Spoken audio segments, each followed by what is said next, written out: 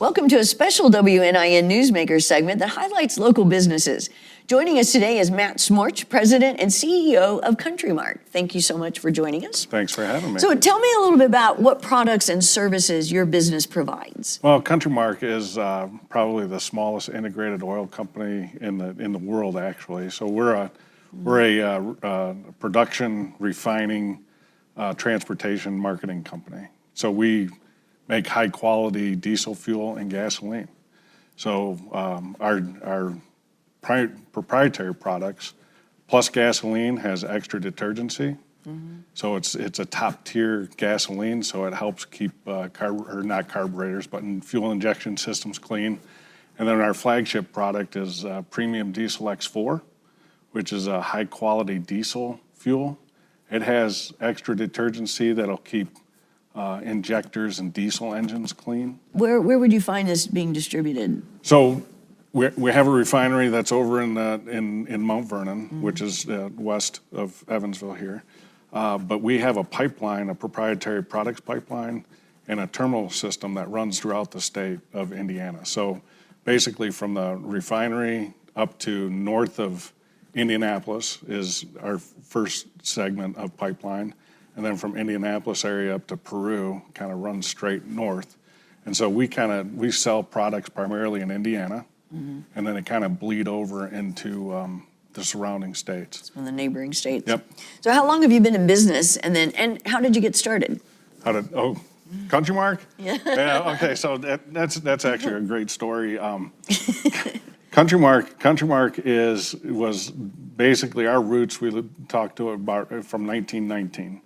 So Indiana Farm Bureau, that also sells the advocacy group, but also do insurance.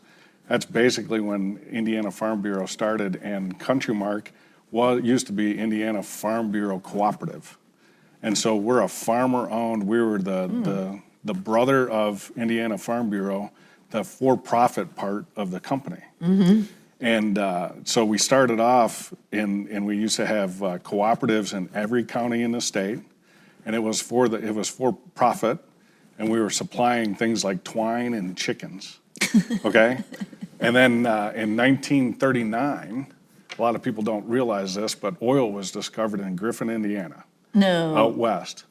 Yes, and so in 1939, so what does the farmer-owned cooperative do?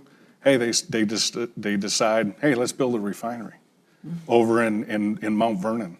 And so it was basically to take local crude and process it into high quality products, because the cooperative system really started because they couldn't get quality products. And so farmers wanted to pool their resources and then have a bigger say with suppliers. And so lubricating oils and fuels and all of those things were always a problem to get to make sure they had high quality. So they basically said, hey, let's start a refinery. And so the refinery was built in 1940. And so we've been in operation since 1940 from a refining standpoint. Wow. Now, how do you see the business growing and expanding in the future? Well, the expansion, since I've been here, I've been at Countrymark for a little over 23 years. And since I've been here, we've expanded the plant, the processing capabilities, at least 50%. So we've increased the capacity. And we're looking at going and expanding that capacity again, because the way our system is, we supply the local cooperative with their high quality fuels, and their business continues to grow. So it's not just the agriculture business. We probably supply over 70% of the farms in Indiana, but we also do municipalities. We got about half the school systems in the state where we supply diesel fuel. And they're always continuing to grow their business into construction, home-based fleets, and things like that. So for us to keep up with them as they grow their business, we got to continue to go and be able to refine more crude oil into high-quality products so we can keep up with their demand, which is still growing. Oh, that's a good problem. That is a good problem, so for sure. What kind of challenges have you faced, and then how do you overcome some of those obstacles? Well, there's always challenges in our business, Sure. and And, especially this day and age where we have a energy transition, so-called energy transition, where we want to go and electrify everything. We have to do, one of the things that is our challenges is that we have a obligation to blend renewable fuel, ethanol, biodiesel. And we're big proponents of ethanol and biodiesel blending because those are made from farm products and they're our owners. The thing is that the way the math is, we have a hard time being able to blend enough renewable fuels to meet the obligation that we have. And so it costs us $40 to $50 million a year just for compliance costs. So one of the things that we're doing, we're making a fairly big investment at the refinery where we're going to be able to go and co-process soybean oil and have a renewable portion of our diesel fuel. So it'll go right into the refinery process and it'll be commingled with our diesel fuel. So that's one thing that we're doing to kind of overcome that. But the big thing today, and it's not so much in Indiana, it's not so much here, but I talked about the electrification of everything. Right. I mean, policy and even the federal government is putting rules in place that are basically going to go and get rid of the internal combustion engine. And California's already said they're going to ban it by 2035. People don't realize that there's 15 or so states that adopt California rules. So it's not just California, it'll be 40% of the country's going to ban the internal combustion engine. Where when you look at that, the infrastructure for electric vehicles and all that, it doesn't exist. And there's a lot of cost and money to be spent to go and build that infrastructure. So that's kind of a problem. But then the federal government's also writing rules today that are basically a mandate to go to an electric vehicle.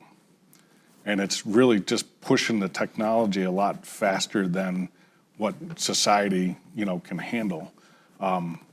So when I look at it, it's not necessarily about feasibility, but it's about policies that are getting put in place.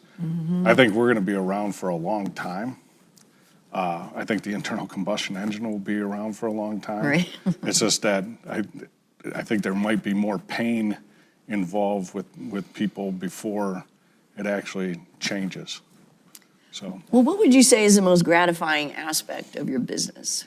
Oh, the most gratifying is, you know what, I know this might sound cliche, but I tell you, the people that we have in our business are really great. I mean, we are owned by farmers.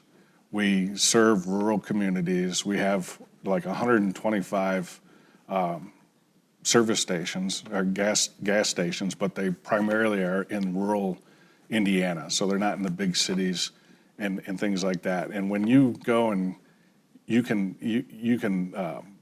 serve the people in the rural communities, it just makes it so much more satisfying.